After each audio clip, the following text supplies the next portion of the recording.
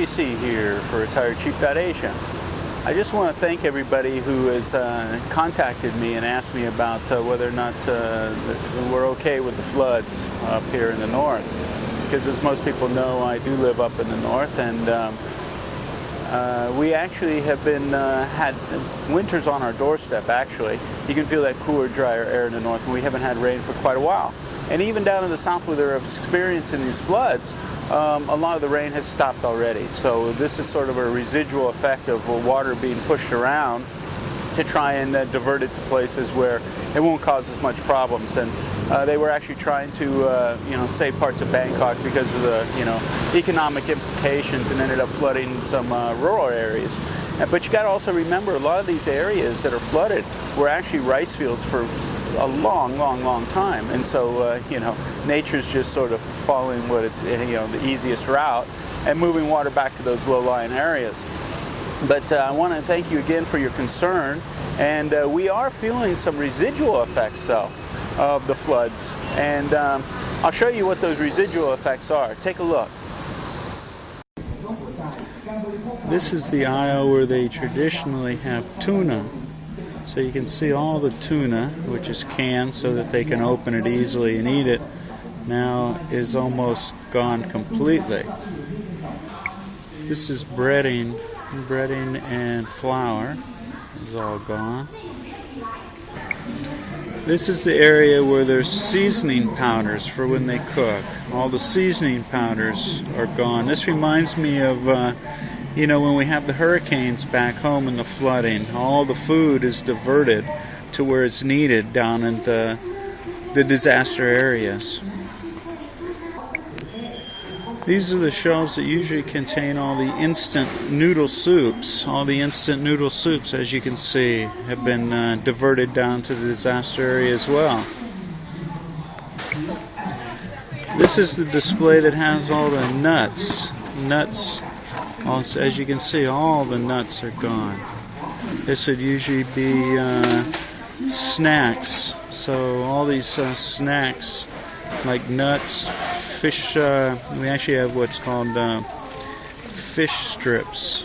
They're all gone as well. But all the nuts and all these are gone as well.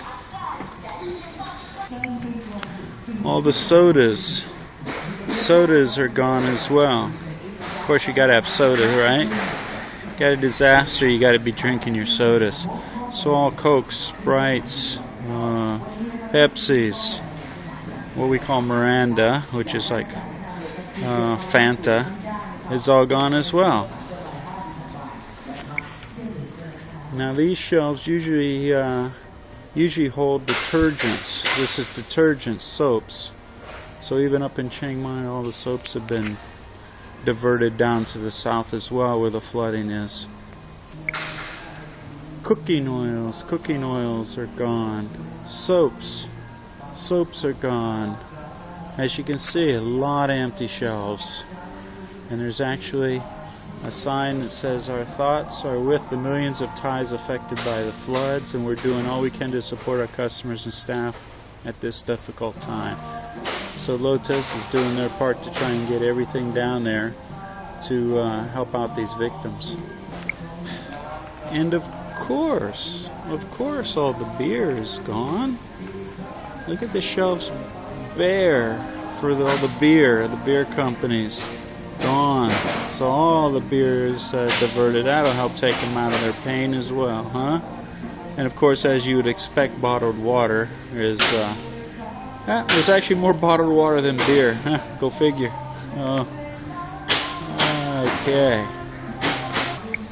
Again, this is the detergent. This is actually dishwashing detergent. And all the dishwashing detergents are gone. And laundry detergents as well. So all the laundry detergents are gone.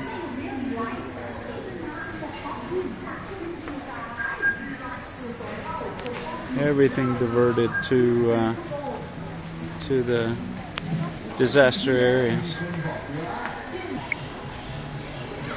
Even the toothpaste is gone as well. Oh, this lady's shedding a tear for the no toothpaste. You can get Colgate though. Maybe they just stocked the Colgate. That's Colgate over here, but all the others are gone. So you can't even get toothpaste now.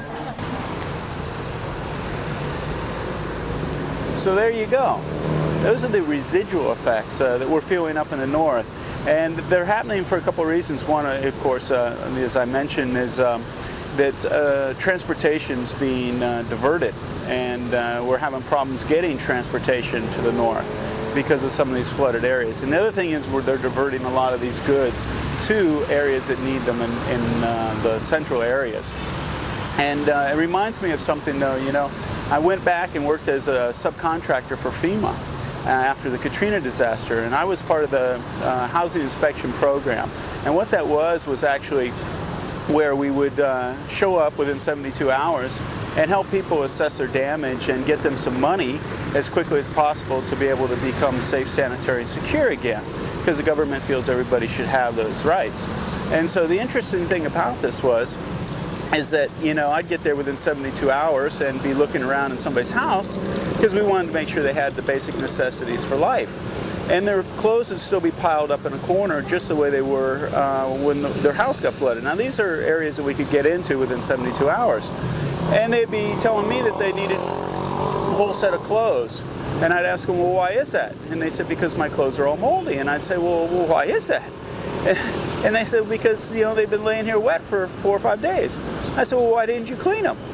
You know, why didn't you wash them, hang them up, and dry them? You would have had your clothes. But see, they expected to have all these things given to them by the government. And so it's not like that over here.